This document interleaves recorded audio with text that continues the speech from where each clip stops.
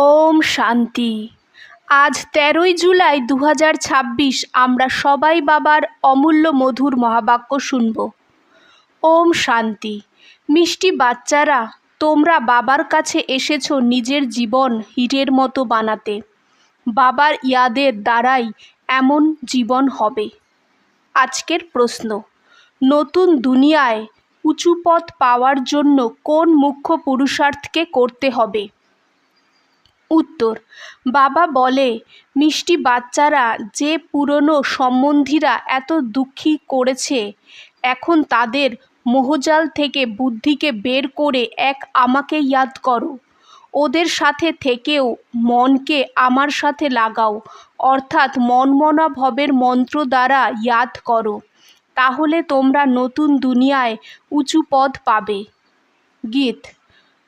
तूने रात गवाया सोकर, দিন গওয়ায়া খাকার। ওম শান্তি। যেমন বাচ্চাদের সব শাস্ত্রের সার বোঝাই, তেমন এই গানের সারও তোমাদের বোঝাই। ওই সবার রুহানি বাবা রুহানি বাচ্চাদের ব্রহ্মাতনে বসে বোঝাচ্ছে। বাবা বোঝায়, হে বাচ্চারা, তোমরা জানো আমাদের হীরের মতো জন্ম হচ্ছে। বাবার কাছে আসেই হীরের মতো জীবন বানাতে। হীরের মতো জীবন বলা হয় স্বর্গবাসীদের, কড়ির মতো জীবন হয় নরকবাসীদের। তোমরা সঙ্গম যুগকেও জেনে গেছো। আমরা এখন সঙ্গমবাসী হই। এই সঙ্গম যুগ সবার জন্য কল্যাণকারী হয়। এই সঙ্গম যুগেই সবার গতি সদ্গতি হয়। কে করে? পরমধাম থেকে আসা যাত্রী ও মুসাফির হয়। তোমরা মুসাফির হও না, তোমরা এসে যাও না। বাবা বলে, আমি পুরনো দুনিয়ায় এসে তারপর ফিরে যাই। বাচ্চারা জানে এই সেবা করে শুধু এক মুসাফির, যে এসে আমাদের বাচ্চাদের বড় সেবা করে। এমন সেবা আর কেউ করতে পারে না। সেবার জন্যই ডাকে যে, এসে আমাদের পতিতদের সেবা করো। বাবাও বলে, আমি বাচ্চাদের সেবার জন্য এসেছি, কারণ বাচ্চারা খুব দুঃখী হয়েছে। ডাকেও যে, আমাদের দুঃখ দূর করো আর শান্তি দাও। দুটো জিনিস সবসময় মনে থাকে, সুখ আর শান্তি। এখানে দুঃখ আর অশান্তি হয়, তখন ডাকে। বাবাই এসে সারা রহস্য সৃষ্টিচক্রের বাচ্চাদের বোঝায়। বাচ্চারা বোঝে যে এখন ভক্তিমার্গ শেষ হয়। কলিযুগের শেষ মানে ভক্তি নিচে নামতে থাকে। জ্ঞান থেকে তোমাদের চর্তি কলা হয়ে যায়। তোমরা উঁচু থেকে উঁচু পদ পেয়ে যাও। তারপর ওখানে প্রালব্ধের সুখ সত্যযুগ থেকে ধীরে ধীরে কম হতে থাকে। ভক্তি তো ভারতেই সবথেকে বেশি হয়, কোথাও এত হয় না। আধাকল্প ভক্তি চলে। যখন থেকে দাপর শুরু হয় আর অন্য ধর্ম স্থাপন হওয়া শুরু হয়, তখন থেকে ভক্তি শুরু হয়। ভক্তিও প্রথম খুব ভালো হয়, যেমন স্বর্গ প্রথমে খুব ভালো হয়, তারপর আস্তে আস্তে কলা কম হতে থাকে। ভক্তি শুরু হয় তো প্রথম প্রথম শিবের পূজারি হয়। আধাকল্প সত্য ত্রেতা কোনো পূজা হয় না। তারপর ভক্তিমার্গ শুরু হয়, অন্যান্য ধর্ম শুরু হয়। এত ভক্তি আর কেউ করতে পারে না। পুরো আধাকল্প ভক্তি চলে। এটাও তোমরা বাচ্চারা জানো যে বাবা সবাইকে, খাস ভারতকে সদ্গতি দেয়, স্বর্গের মালিক বানায়। ওই দূর দেশের মুসাফির এসেছে আমাদের বাচ্চাদের আবার স্বর্গের বাদশাহী দিতে। বর্ষাও কত জবরদস্ত হয়, কিন্তু একটা কথাও কারো বুদ্ধিতে বসে না। ভারতে ভক্তি কত করে, কত মন্দির হয়। ভারত খণ্ডে তো অনেক মন্দির হয়। এখন তোমরা জানো এগুলো কাদের মন্দির? প্রথম প্রথম তো শিব বাবার মন্দির হয়, তারপর হয় দেবতাদের। ওই মন্দিরও তোমাদের সামনে দাঁড়িয়ে আছে। একদিকে শিব বাবার পুজো করতে থাকে, অন্যদিকে শিব বাবা তোমাদের পূজ্য বানাচ্ছে। তোমরা এখানে এসেছো পূজ্য দেবতা হতে। যে দেবতাদের পূজারি হয়, বাস্তবে ওই এখানে এসে ব্রাহ্মণ হবে। ধীরে ধীরে বৃদ্ধি হতে থাকবে। সবাই একসাথে তো পড়তে পারবে না, সময় লাগবে। কল্প আগেও যারা পড়েছিল ওরাই আবার পড়বে। একে অন্যকে পড়াতে থাকতে হবে। সবাইকে বাবা আর সৃষ্টির আদি মধ্য অন্তের নলেজ শোনাতে হবে, যার থেকে মানুষ স্বর্গের মালিক হতে পারবে। তাহলে এসে বোঝো। তোমাদের বাচ্চাদের বুদ্ধিতে আছে যে এই নাটক কিভাবে চক্র লাগায়। গল্প কোনো লক্ষ বছরের তো শোনানো যায় না। তোমরা জানো 5000 বছর আগে কি ছিল, কার রাজ্য ছিল? ভারত আমাদের পূজ্য দেবী দেবতাদের রাজ্য ছিল। মনে পড়েছে, তাই না? আমরা পূজ্য ছিলাম, তারপর পূজারি হয়েছি। আগে এটা জানতাম না। আমরাই পূজ্য দেবতা ছিলাম, তারপর আমরা 84 জন্ম নিয়েছি। 84 জন্মের গল্প লক্ষ্মীনারায়ণের হয়। তোমরা নিজেদের 84 জন্মের গল্প শোনাও। ওদের তো নিজেদের কাহানি বসে লিখতে অনেক সময় লাগে। তোমরা 1 মিনিটে 84 জন্মের কাহানি বলতে পারো। ওরা তো 1 জন্মের গল্প লেখে। ছোট অবস্থায় কি কি করেছি এটাও গল্প বলে। তোমরা 84 চক্র কিভাবে লাগাও? একজনার কথা তো নয়, অনেক ব্রাহ্মণ আছে। তোমরাই এই চক্র জানো। এই চক্রকে জেনে তোমরা রাজা রানী হও, আর তারপর অন্যদেরও বানাও। ভক্তিও ভারতবাসীদের মতো অন্য কেউ করে না। আর যেসব মঠ পথ ধর্ম ইত্যাদি আছে, ওগুলো আমাদের ভক্তির সময়ে স্থাপন হয়। প্রথম প্রথম আমাদের কত ছোট ফুলের ঝাড় ছিল, রুহানি গার্ডেন ছিল। তোমরা চৈতন্য ফুল ছিলে। একে বলা হতো ফুলের বাগিচা। তারপর ওটাই কাটার বাগান হতে থাকে। এই সময় সবাই কাটা হয়ে গেছে। তারপর কাটা থেকে ফুল কিভাবে হবে সেটা বাবা বসে বোঝায়। একে অন্যকে দুঃখ দেওয়া, এটা কাটা লাগানো হয়। Student life is the best life বলা হয়। এটা খুব ভালো সময় হয়। বাচ্চারা খুব খুশিতে পড়তে থাকে, বিয়ে করে আর একে অন্যকে কাটা লাগাতে শুরু করে। সত্যযুগে কোনো কাটা হয় না। এখন তোমরা আবার ফুল হচ্ছ। তোমরা জানো ভারত স্বর্গ ছিল তো কত অপার সুখ ছিল, সোনার খনি ছিল। এখন সেগুলো খালি হয়ে গেছে। আবার তোমরা সোনা ভরপুর পাবে। ভারতেই সোনা হিরে জহরতের খনি ছিল। ওই সময় আমেরিকা ইত্যাদি কিছুই ছিল না, বম্বেও হয় না। ওয়ান্ডার হয়, তাই না? কলিযুগের শেষে কোনো সোনা দেখা যায় না।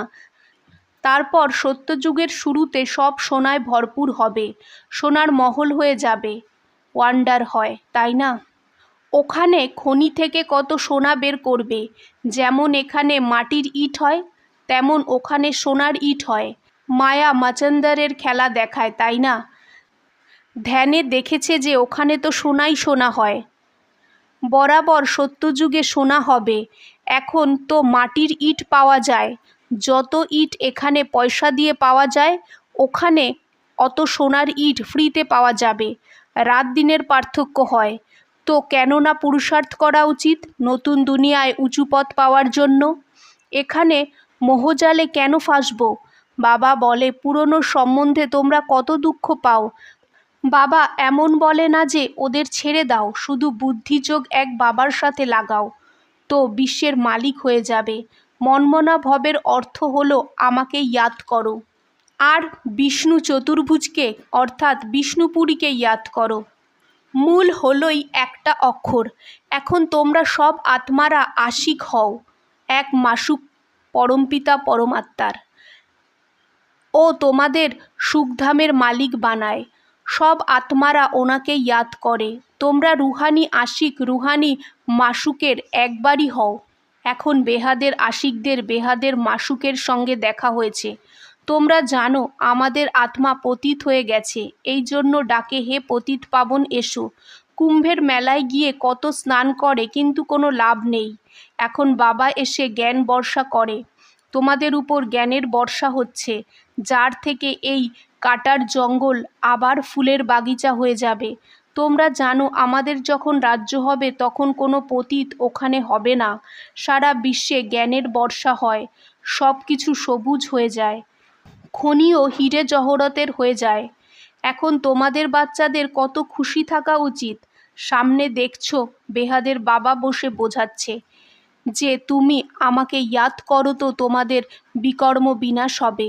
তাতে তুমি যেখানেই বসো, স্নান করো, বুদ্ধিতে বাবার ইয়াদ যেন থাকে। বাবাকে যত ইয়াদ করবে তত কামাই হবে, ইয়াদ দ্বারাই কামাই হবে। এমন কখনো শুনেছ যে ইয়াদ দ্বারা কামাই হয়? কত বড় কামাই! তোমরা বিষ্ণুপুরীর মালিক হয়ে যাবে। তোমরা জানো আমরা আত্মাদের বাবা নিরাকার হয় ও এই শরীরের আধার নিয়েছে। ভাগীরথের বর্ণনা আছে, তাই না? ভাগ্যশালী রথ, যে রথে পরমপিতা পরমাত্মা বসে আছে। আত্মার রথ যখন তৈরি হয় তখন ঝট করে আত্মা এসে প্রবেশ করে। বাবাকে তো এই রথে এসে শুধু নলেজ দিতে হবে। ওনার অনেক জন্মের শেষ জন্মে যখন বানপ্রস্থ তখন বাবা বলে আমি এসে এনার মধ্যে প্রবেশ করি অথবা এই রথে বিরাজমান হই। বাকি কোনো ঘোড়াগাড়ির রথের কথা নয়। এটা ভগবানের পাঠশালা হয়। এখন প্রশ্ন ওঠে, ভগবান কে? শ্রীকৃষ্ণ না শিব বাবা? সবার ভগবান কে হয়? এক নিরাকারকে ছাড়া সবাই তো শ্রীকৃষ্ণকে মানবে না। সব আত্মাদের বাবা ও নিরাকার পরমপিতা পরমাত্মা হয়। ও সদা পরমধামে থাকে। একবারই আসে বাচ্চাদের স্বর্গের মালিক বানাতে। তোমরা জানো ওই বাবাই কল্পকল্প এসে আমাদের পতীত থেকে পাবন বানায়। এখন বাবা বলে, ট্রাস্টি হয়ে থাকো, নিজের ঘরবাড়ি সামলাও, সব শিব বাবার হয়। আমি আপনাকেই ইয়াদ করি, মন থেকে সারেন্ডার করি। বাবা বলে ঘরে থাকো, ঘোরো ফেরো, মজায় থাকো, শুধু আমাকে ইয়াদ করো। তো তোমরা খুব খুশিতে থাকবে। তোমরা বিশ্বের মালিক ছিলে, এখন আবার তোমরা পুরুষার্থ করে ওটা হচ্ছ। বাবা বোঝায়, মিষ্টি মিষ্টি বাচ্চারা, এই যোগবল দ্বারাই তোমরা বিকর্মজিৎ হবে। বাবার ইয়াদেই তোমরা বিশ্বের মালিক হবে। আচ্ছা, মিষ্টি মিষ্টি সিকিলাদে বাচ্চাদের প্রতি মাতপিতা বাপদাদার ইয়াদ প্যার আর গুড মর্নিং। আজকের ধারণা 1, রাজাই পদ পাওয়ার জন্য বাবার ওপর পুরো বলিহার হতে হবে। তন মন ধন সব সমর্পণ করে ট্রাস্টি হয়ে থাকতে হবে। বিকর্মজিৎ হওয়ার পুরুষার্থ করতে হবে। 2, ইয়াদেই কামাই হবে, এই জন্য নিরন্তর ইয়াদে থাকার পুরুষার্থ করতে হবে। এমন রুহানি ফুল হতে হবে যে ফুলের দুনিয়ার অধিকারী হয়ে যাও, ভিতরে কোনো কাটা যেন না থাকে। আজকের বাপদাদার মধুর বরদান। এক বাবার মধ্যে সারা সংসারের অনুভব করা বাচ্চারা বেহাদের বৈরাগী ভব। বিস্তার। বেহাদের বৈরাগী ওই হতে পারে যে বাবাকেই নিজের সংসার ভাবে। যার বাবাই সংসার হয় ও নিজের সংসারেই থাকে, অন্যদের মধ্যে যাবেই না, তো কিনারা স্বতঃ হয়ে যাবে। সংসারে ব্যক্তি আর বৈভব সব এসে যায়। বাবার সম্পত্তি তো নিজের সম্পত্তি। এই স্মৃতিতে থাকলে বেহাদের বৈরাগী হয়ে যাবে। কাউকে দেখেও দেখবে না, দেখাই যাবে না। আজকের স্লোগান। পাওয়ারফুল স্থিতির অনুভব করার জন্য একান্ত আর রমণীকতার ব্যালেন্স রাখো। ওম শান্তি।